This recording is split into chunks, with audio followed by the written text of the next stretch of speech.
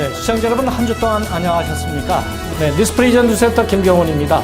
최근 들어 고위공직자 출신들이 고향을 찾아 봉사를 통해 인생 제2막을 시작하겠다고 나서고 있습니다. 그런데요, 이번 주 초대석에는 경기 여주에서 이미 미친 듯이 봉사를 해오신 분을 모셔봤습니다. 이대직 전 여주 부시장인데요. 노문을 모시며 고향을 지키고 있는 자칭 여주 바보라는 그의 얘기를 들어봤습니다. 보실까요?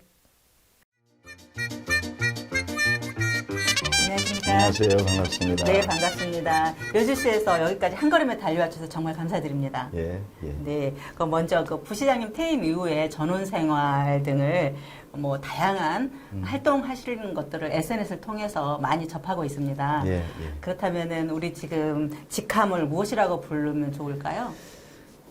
지금 제가 백수가 된 지 오래됐고요. 직함을 두 가지를 갖고 있는데 우선 하나는 국민의힘 경기도당 부위원장직하고 국민의힘 중앙당 공익법무분과위원회 부위원장을 맡고 있는데요. 김정선 캐스터도 그러시고 우리 여주 시민들께서도 아무래도 전 여주 부시장이 편하지 않을까 싶습니다. 네, 알겠습니다. 이대직 부시장님. 예. 네, 언론 보도에 따르면 내년 지방선거에 여주 시장 후보군으로 오르셨던데요. 예. 출마하시는 건가요? 예, 출마를 결심을 했습니다.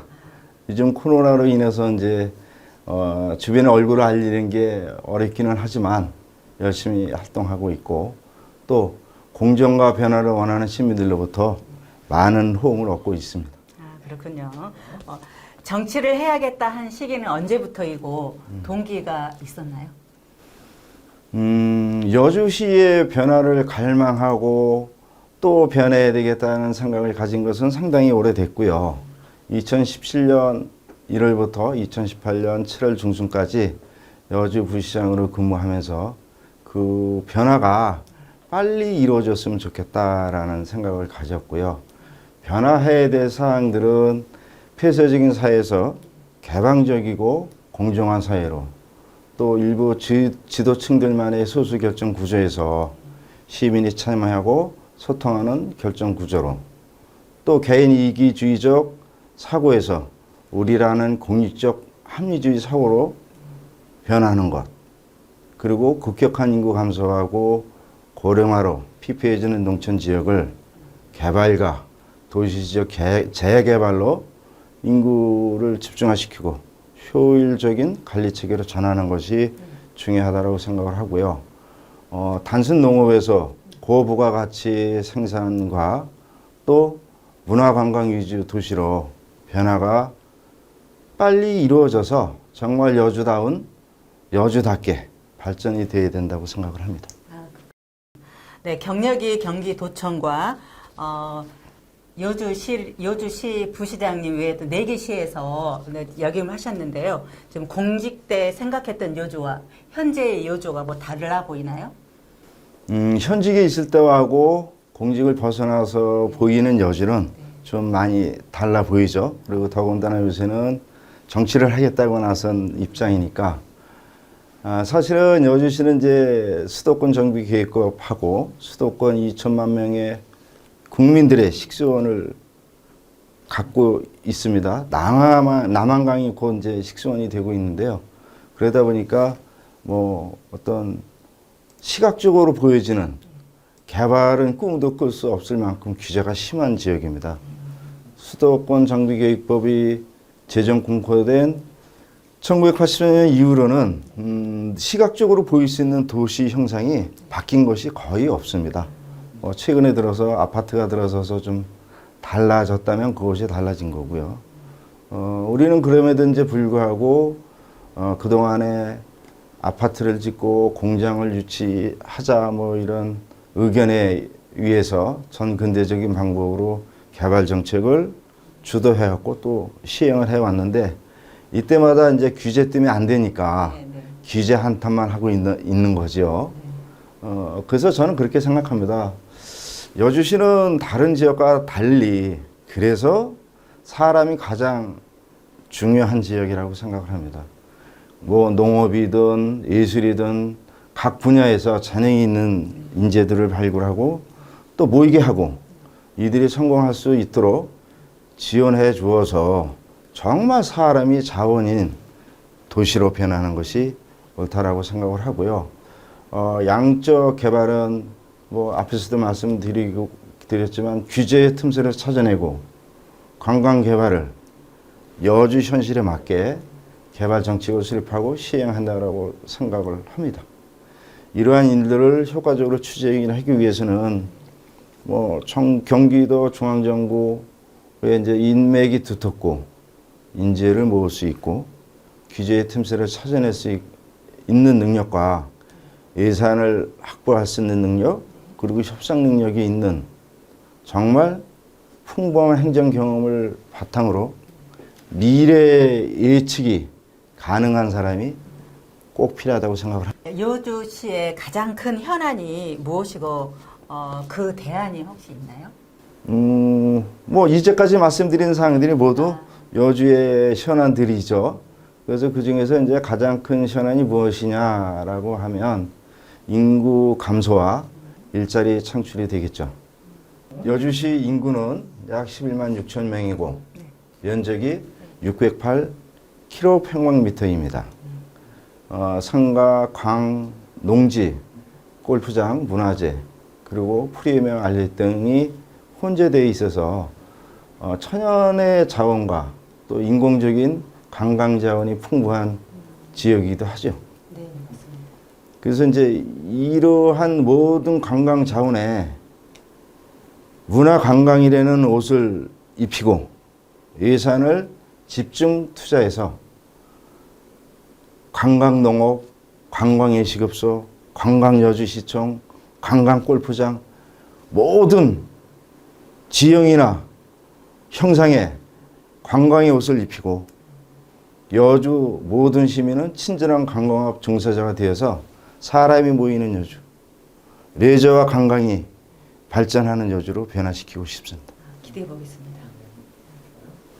그러면 관광 레저가 발달을 하게 되면 그 속에서 일자리가 창출될 것이고 또 인터넷을 기반으로 하는 기업들이 여주로 모여들 것이라고 저는 확신합니다. 네, 조금 전에 언급하신 말씀 중에 예. 관광 여주 시청이라는 말씀을 하셨는데 네, 그런 허브를 시민들에게 돌려줄 수 있다면 참 좋을 것 같습니다. 아이고 고맙습니다. 네. 이제 다음 질문 들어가겠습니다. 예. 다른 후보군들보다 다른 경쟁력이 있다면 우리 부시장님 어떤 게 있을까요? 모든 후보들이 훌륭하시죠. 네. 뭐 전부 여주 발전에 대한 어떤 계획을 갖고 나름 경쟁력을 갖추고 계시는 분들이니까요.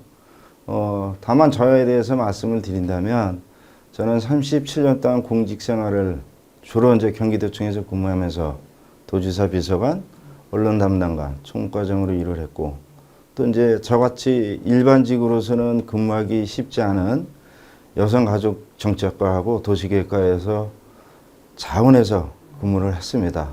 그리고 여주시 등 파주, 이천, 과천 4개 시에서 부시장 일을 하다가 지난해 1월에 공직에서 은퇴를 했습니다. 그래서 아직까지는 네. 경기도와 중앙정부에 아직 따끈따끈한 인맥을 형성하고 있고 또 행정 경험이 이거 좀 명구스럽긴 하지만 저 스스로 행정 경험이 풍부하다고 자부하고 있습니다. 이러한 이제 자산들이 사실은 인재를 발굴하고 또 규제의 틈새를 찾아내고 예산을 끌어와서 시민이 우선인 여주, 공정하고 사람이 모이는 여주, 그리고 관광 레저 메카 여주시로 거듭 변화 발전시킬 수 있는 것이 제 장점이 아닌가 생각합니다. 그렇군요. 그렇다면 이제 또 가장 어려운 사람은 누구입니까? 뭐 상대 후보를 말씀하시는 거죠? 그럴 수도 있고요. 아니면 뭐 주위의 지인일 수도 있고요. 네. 사실은 같이 경쟁하시는 모든 분들이 어렵죠. 그분들도 여주 발전을 위해서 열심히 하시는 분들이고, 그리고 뭐 사실은 가장 어려운 거는 저 자신이라고 생각을 합니다. 제가 생각하는 게 시민이 있어서 여주시가 있고 또 여주 시민이 있어서 여주시청이 있다. 그래서 최우선의 가치는 여주 시민입니다. 이게 제 가치관입니다. 이 제 가치관의 초심을 잃지 않고 정말 끝까지 유지하는 것이 가장 어려운 일 아닌가 생각이 듭니다.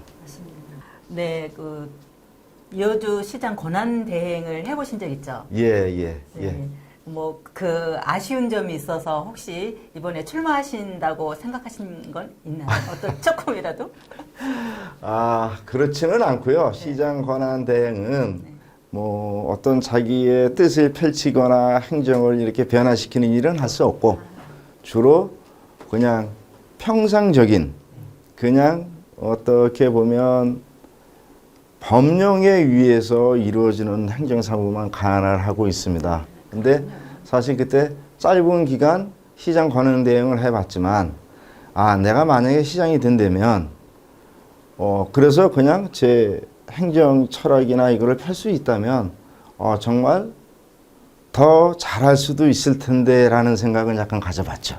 그랬군요. 네, 공직에 계실 때 예. 미친 듯이 표현이 좀 그렇지만요. 미친 듯이 봉사 활동을 하셨는데 뭐 예. 그런 특별한 이유가 있었나요?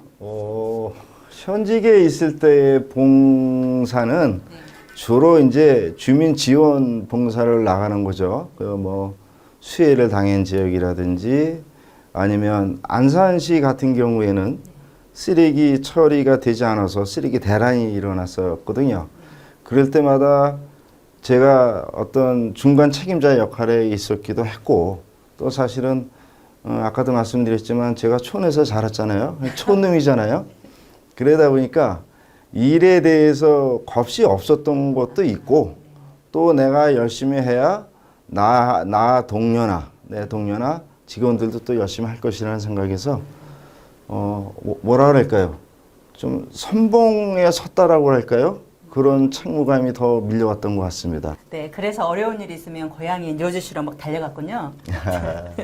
네, 뭐 가족 중에 좀 후원군이 있나요? 사실은 이제 저희 어머니가 이제 89세세요. 그래서 이제 이렇게 지역을 위해서 일하겠다고 결심을 할 때 가장 기준이 됐던 게 이제 가족이기도 하고요. 정말 우리 어머니보다 여주 시민을 더 사랑할 수 있을까? 우리 가족보다 여주를 더 위할 수 있을까? 이게 가장 큰 고민이었거든요. 그래서 요즘에도 이제 시민들 찾아뵙기 전에 어머니를 한번 찾아뵙고 그렇지 않으면 또 활동 중에 잠깐 가서 뵙고 오고 그러는데요. 어떻게 보면 어머니한테 불효를 하고 있는 거죠. 그래서 저에게는 좀 가슴 저미는 구석도 없지 않아 있습니다.